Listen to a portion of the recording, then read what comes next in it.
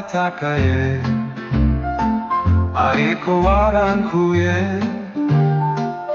mu mwijima w'ibyaha, wampaye urumuri ntacyo nari mbagazeho, ariko wanyeretse imbabazi, manura imbabazi ntacyo zigera nyima. Uri imbabazi, uri urukundo, ndagukesha byose Yesu mwami.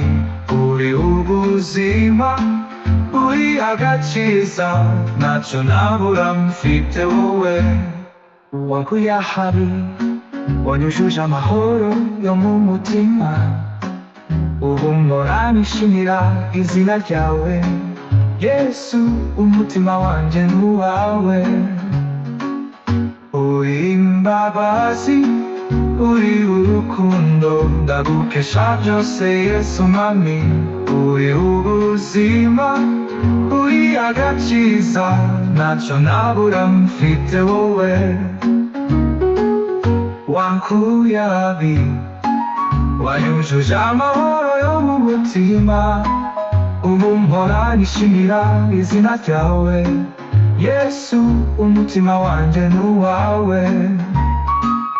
Uri imbabazi, uri urukundo, ndagukesha byose Yesu mwami. Uri ubuzima, uri agakiza, ntacyo nabura mfite wowe. Ndaguhimbaza, ndagushima, Imana yanjye urabereye. Uri imbabazi, uri urukundo, ndagukesha byose Yesu mwami. Uri ubuzima, uri agakiza, ntacyo nabura mfite wowe.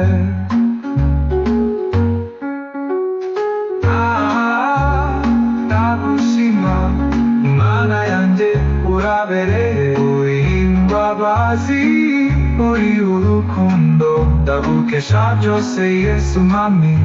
Uri ubuzima, uri agakiza, ntacyo nabura mfite wowe.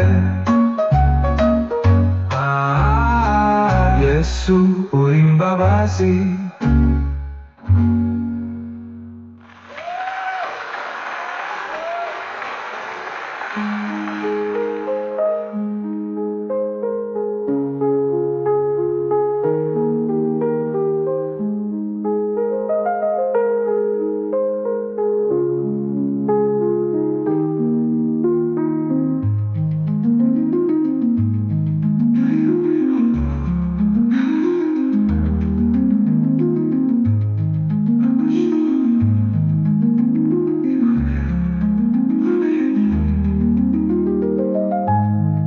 Imbabazi, uri urukundo,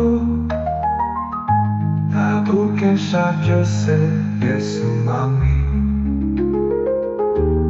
Uri ubuzima, uri agakiza,